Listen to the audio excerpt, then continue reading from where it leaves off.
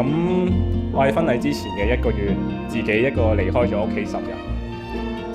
當時我好掛住加拿大嘅一切，認為加拿大先係屬於我嘅家。但係我諗咗好耐，終於明白，其實我想念嘅唔係加拿大，唔係某一個特定嘅地方，而係想念住你，想念住有你嘅地方。有一段時間，我四處漂泊，喺邊度生活都冇乜所謂，有個位俾我瞓就可以啦。當時我以為自己係一個可以四海為家嘅人。首先，我覺得我好幸運可以認識到你，因為你大概係我認識過情緒最穩定、最有耐性嘅人。多謝你每次喺我情緒 breakdown 或者最 panic 嘅時候，總會有方法安撫到我。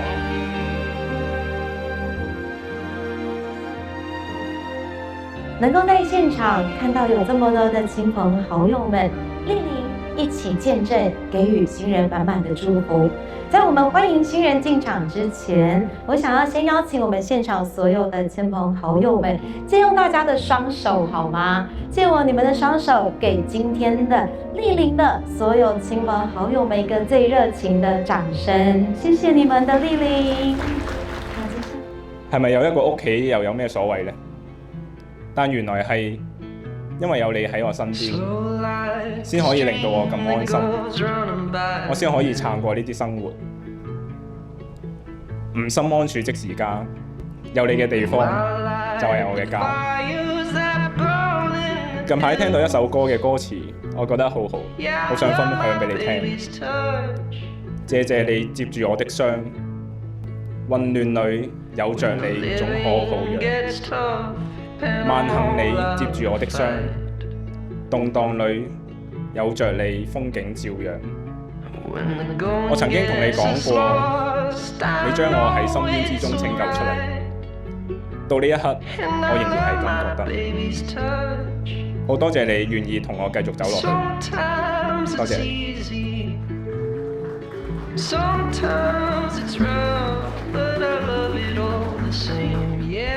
同埋令我冷靜到落嚟，多謝你一直嘅情緒支援，亦都一直俾我做到最真實嘅自己，包容到我呢個又冇耐性又 emotional 嘅人。我哋係好唔同嘅人，無論性格同埋興趣都係，但係可能正正因為係咁，我哋慢慢了解咗對方嘅世界，揾到最舒服嘅中間點，一齊行到今年第7年，由大學到出嚟做嘢，去到移民，再建立我哋嘅小家庭，每一個階段都有佢嘅難關同埋挑戰。多謝你一直喺我身邊，俾我知道將來如果遇到咩困難，你都會喺我隔離。我哋繼續為我哋嘅未來努力，一齊照顧 Bilu 同埋大家。I love you。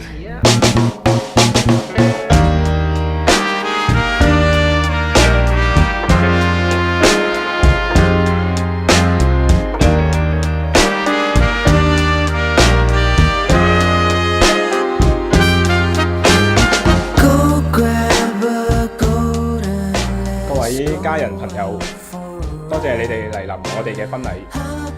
畢竟要搭飛機先嚟到，衷心感激大家嘅厚愛，同時亦都好抱歉為大家帶來麻煩。呢度有部分人喺上個月我哋先見過，亦都有部分人我好耐冇見，我同樣掛念住你哋。3年前決定離開香港，對我嚟講雖然唔係啲咩困難嘅決定，但係要同一個熟悉嘅地方，同一啲熟悉嘅人講再見，的確唔容易。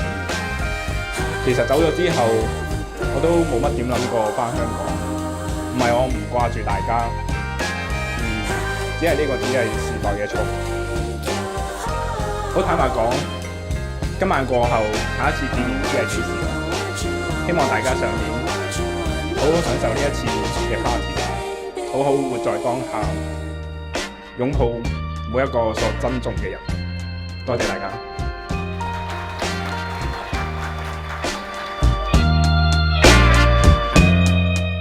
好嘅咩？我就係 Holly 咧，喺 Year One 一齊開始識嘅好朋友啦。咁我今日就好開心可以有呢個機會咧喺呢度分享佢嘅幸福啦。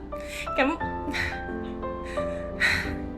sorry， 我已經由你彩排開始喊到而家，因為咧我哋咧其實係相識係一個好特別嘅時間，就係我哋喺 Year One 嘅時候咧，我哋其實一開始係唔識大家，咁咧跟住去到中間有一段時間咧，我哋係因為喺讀書上面咧有一啲挫敗啦，跟住我哋決定一齊發奮圖強，所以咧我哋就咧因為咁樣咧認識咗大家啦，一齊去溫書啦，一齊去做 project 啦，一齊去成長啦咁樣，咁所以咧我都真係算識咗，我哋知唔知我哋今年識咗第幾年？我哋今年識第11年啦已經，係啊，咁跟住咧。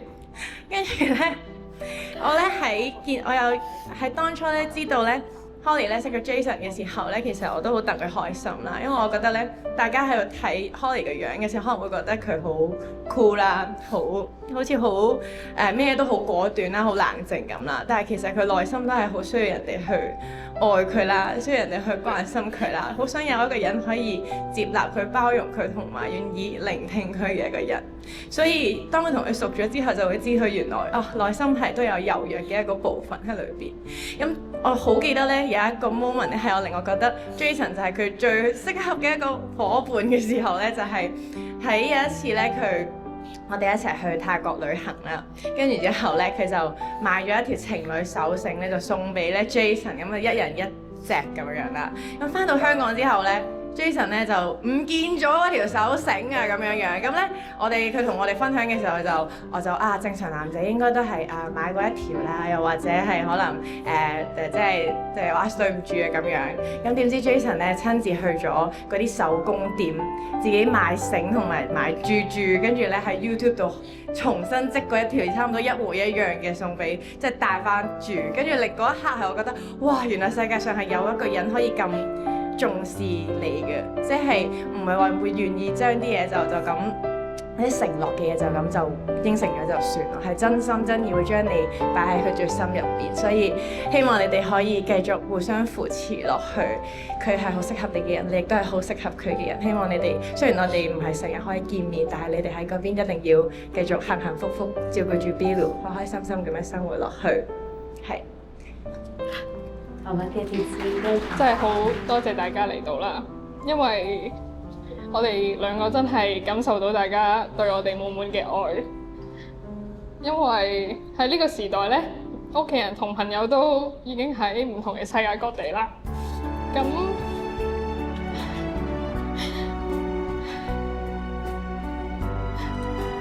能夠可以 gather 到一齊嘅時間呢，係好少嘅。所以能夠見證到我哋嘅 Big Day 咧，真係一啲都唔容易嘅。所以無論係佢嘅朋友、我嘅朋友、大家嘅屋企人，我哋都係好衷心感謝大家。咁同埋都要好多謝我屋企人啦，即係由細到大都從來係十分支持同尊重我嘅所有嘅決定。所以多謝佢哋，先可以令我有勇氣去做或者去試唔同嘅嘢，或者去離開我嘅 comfort zone。所以最後我希望大家可以好好 enjoy 今晚啦，同埋影多啲相，希望一齊留一個最好嘅回憶俾大家。多謝。大家好啦，我係大洋，我叫大洋啦。咁我係其實溫家傑高中開始熟嘅朋友。咁其實邊一年開始熟咧，其實我都唔係好記得㗎。只係記得咧，同佢 friend 以嚟都會同佢一齊去探討好多唔同嘅嘢啦，讀書上面嘅嘢啊，或者一啲價值觀上面嘅好多唔同嘅嘢啦。sorry。咁當然啦，佢亦都會搞啲爛 gag 啊。咁其實作為一個哲學家，但係佢都好中意搞啲好無聊嘅笑話啦。就係總之以嚟咧，其實高中以嚟咧，佢一直都係一個好好嘅朋友。但係佢除咗一個我好好嘅朋友之外，其實佢都係一個我好欣賞同埋憧憬嘅人啦。其實高中嘅時候，邊個問佢都好其實大學想讀啲咩科啊？佢都會答我一定要入中大哲學㗎啦。咁無論邊個問佢，佢都敢答。但係最令人氣憤嘅係，佢唔只係得個講字去講呢個夢想，亦都佢有佢嘅行動力。我哋都見證住佢不停咁溫習咁樣去，佢成績本身已經唔差，佢亦都堅持到每個學期都會提升佢成績啦。咁我哋去到最後 DSE 佢亦都考到比所需入中大哲學所需嘅更高嘅分數。喺呢件事上面就見到其實佢係一個好有堅持同好有毅力嘅人。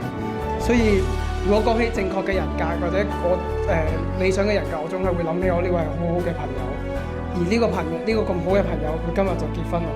咁結婚代表住嘅就係 Holly 由聽日開始就唔係你嘅女朋友，而係你嘅妻子。咁妻子同女朋友之間又有咩分別咧？咁我諗就係女朋友係你嘅另一半，就唔係你嘅家人啦。咁就係女朋友或者男女朋友之間，就係你喺自己身上想喺對方得到啲乜嘢。而妻子或者家人之間就係希望你會企喺佢角度，佢係想得到啲咩？咁喺呢，你會想為佢做到啲咩？喺呢件事上面咧，咁我想少少 share 啦。咁上年其實我同 Holly 同埋温家傑咧就去咗日本旅行。咁喺個旅行之後咧，温家傑其實就會去台灣旅行啦，就見下佢啲朋友咁樣一齊去。咁樣時候咧，而温家傑嘅爸爸就打俾佢話：其實我都好想 join 呢個旅行喎，咁樣。咁呢個時候，温家傑就要去 plan 個行程啦。咁我喺隔離其實就見到 Holly 點樣去幫佢盡力咁樣去協助佢 plan 呢個行程。喺嗰個時候，我望住 Holly 嗰個表情，我已經明白到其實 Holly 一早已經當咗温家傑係佢嘅屋企人，當佢嘅事係自己嘅事一樣咁樣去考慮。所以一早 Holly 就已經係佢嘅屋企人，係佢嘅一部分咁樣啦。所以喺呢件事上面，我想同 Holly 講聲多謝你成為我呢個朋友嘅屋企人，多謝你願意擴闊佢嘅世界，令我呢個有少少死板嘅朋友，甚至有時仲會講文言文嘅朋友，學識咗點樣對自己好啲。多謝你教識咗佢幸福嘅定義，多謝你頭先令佢講出咗喺證婚時候嗰個感想，多謝你選擇咗愛佢。去到最後，我想講一句，相信喺呢度全部人都想同你哋講嘅説話。我哋已經唔係喺同一個地方生活，喺你哋有困難嘅時候，未必可以隨時隨地咁幫助到你哋，但係希望你哋都可以一直幸福咁樣生活落去。